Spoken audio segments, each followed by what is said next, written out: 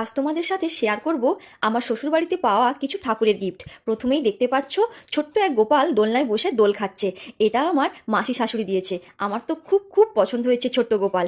এরপরে তোমাদের সাথে শেয়ার করব আরও একটা ছোট্ট নাড়ুগোপাল, যেটা আমার বরের নতুন স্কুলে দিয়েছে। দেখতে পাচ্ছ ছোট্ট নাড়ুগোপাল সুন্দরভাবে বসে আছে। আমার তো খুব খুব পছন্দ হয়েছে। আমার কাছে জোড়া গোপাল এসেছে। আমি নিত্য নতুনভাবে ওদেরকে সেবা করব।